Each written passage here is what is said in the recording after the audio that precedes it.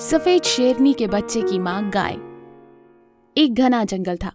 जंगल में एक सफेद शेरनी रहती थी जिसके 2 बच्चे थे, सिम्बा और बगीरा। वो दोनों ही बहुत सफेद और अद्भुत थे।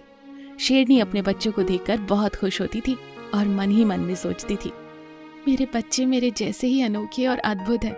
मैं इन्हें कभी भी कुछ भी कमी नहीं होने दूंगी। मैं इन्हें बहुत ही ताकतवर और निडर बनाऊंगी। यूं वो सोच ही रही थी कि तभी सिम्बा कहता है,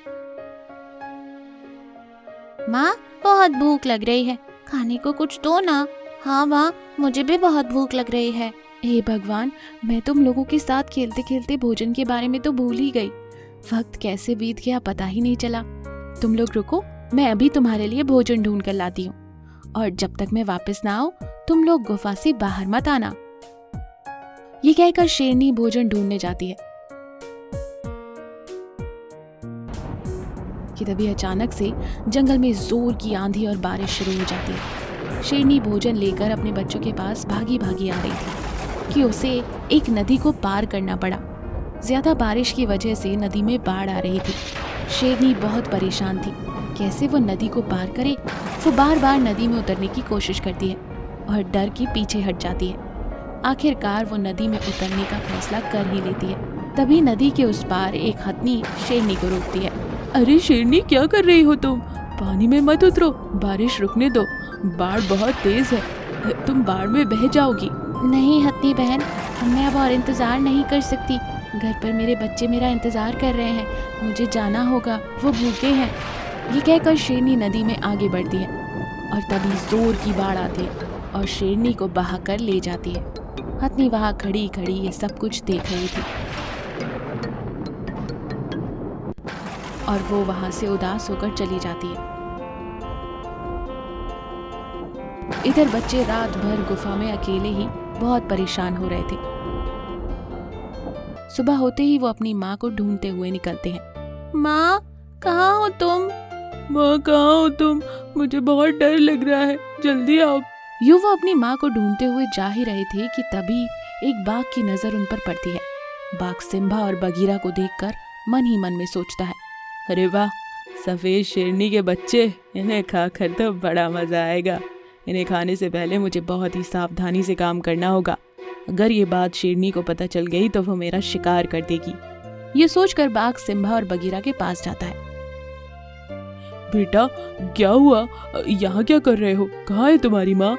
हमारी माँ कल रात से घर नहीं आई, इसलिए हम उसे ढूंढते हुए यहाँ आए हैं। ये सुनकर बाघ मन ही मन में खुश होता है और कहता है, बच्चों परेशान ना हो, मैं जानता हूँ कि तुम्हारी माँ कहाँ है। तुम लोग मेरे साथ आओ, मैं तुम्हें तुम्हारी माँ के पास ले चलता हूँ।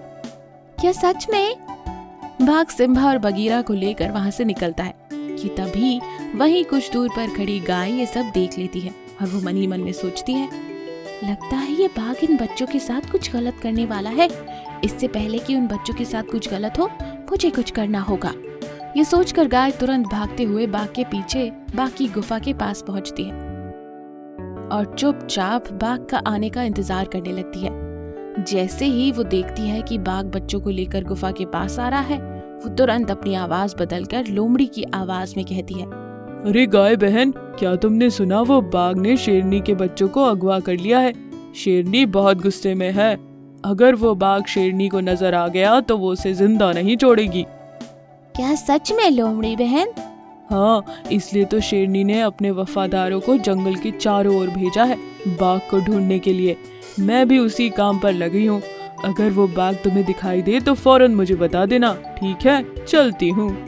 ये सब सुनकर बाघ की तो हालत ही खराब हो जाती है। गाय अनजान बनकर बाघ के सामने आती है और कहती है, अरे ये क्या कर दिया बाघ तुमने? शेरनी के बच्चों को अगवा कर लिया।